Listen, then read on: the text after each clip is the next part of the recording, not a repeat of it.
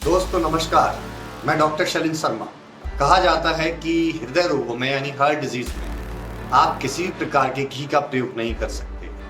कई डॉक्टर्स मना करते हैं कि आपको घी नहीं खाना है, आपको दूध नहीं खाना है, आपको मक्खन नहीं खाना है। लेकिन आयुर्वेद में चरक चिकित्सा स्थान अष्टांग हृदय चिकित्सा स्थान में एक ऐसे घृत का वर्णन मिलता है जो हृदय रोगों के लिए एक अमृत के रूप में कहा गया। तो चलिए इस वीडियो में हम जानने का प्रयास करते हैं कि वो कैसे हार्ट डिजीज पर कार्य करता है और क्यों आचार्य चरक और आचार्य भागवत ने अपनी संहिताओं में इसका जिक्र हृदय रोगों में किया है। और साथ में देखेंगे कि ये हार्ट डिजीज के साथ साथ अन्य ऐसी कौन सी और बीमारियां हैं जिन पर भी ये बेस्ट रिजल्ट देता है। तो चलिए वीडियो में बने रहें। चैनल को यदि सब्सक्राइब नहीं किया है तो चैनल को सब्सक्राइब कर दीजिए।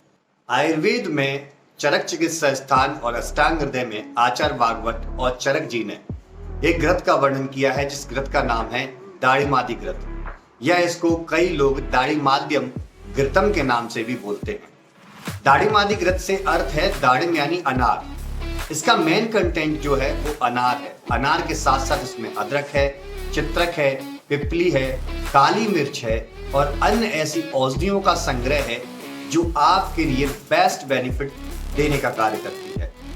जैसे इसमें घी के साथ साथ इन औषधियों का जब मिश्रण किया जाता है तो ये बहुत अच्छी औषधि का कार्य करती है। स्पेशली आचार्य चरक और भागवत ने इसका वर्णन वात प्रधान हृदय रोगों में कहा गया है, जिसको एथेरोस्क्लेरोसिस या आर्टेरियोस्क्लेरोसिस हम कहें तो वो ज्यादा बेनिफिशियल रहेगा।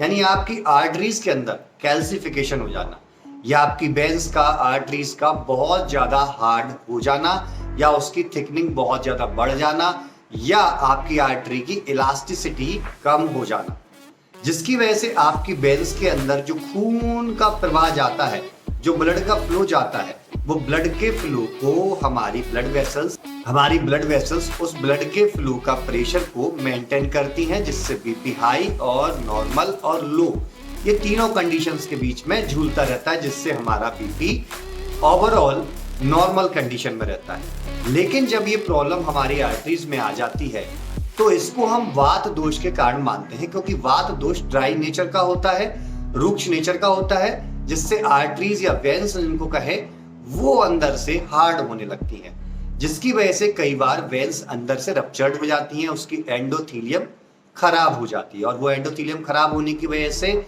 जब उसकी इलास्टिसिटी खत्म हो जाती है तो वहां पर क्लॉट जनरेट होने लगते हैं। उस क्लॉट जनरेट होने की वजह से सडनली ब्रेन स्ट्रोक या किसी भी प्रकार का स्ट्रोक होने की वजह से आपकी डेथ या बॉडी को पैरालिसिस भी हो सकता है।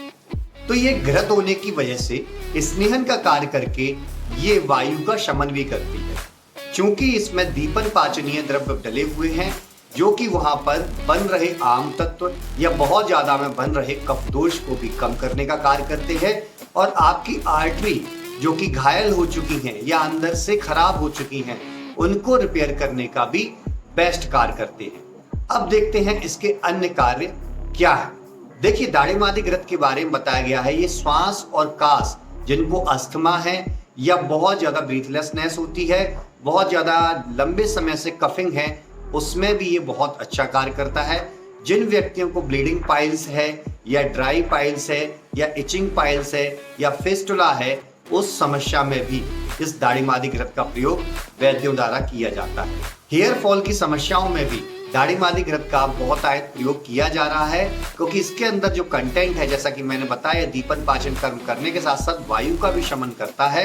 इसलिए ये आपके लिए हेयर फॉल में बेस्ट साबित हो सकता है। इसको लेना कैसे है? जनरली यदि आपको लेना है तो 7 से 8 दिन तक आप 10 ग्राम रोज खाने से पहले आप इसका प्रयोग कर सकते हैं। लेकिन पर्टिकुलर इसको किस डिजीज में कैसे प्रयोग करना है उसके लिए आप अपने नजदीकी आयुर्वेद चिकित्सक के पास जाके यदि सलाह लेंगे तो आप इससे अमृत जैसे बेनिफिट प्राप्त कर सकते हैं। मैं डॉक्टर शलिन शर्मा आपसे विदा लेता हूं, तब तक के लिए धन्यवाद।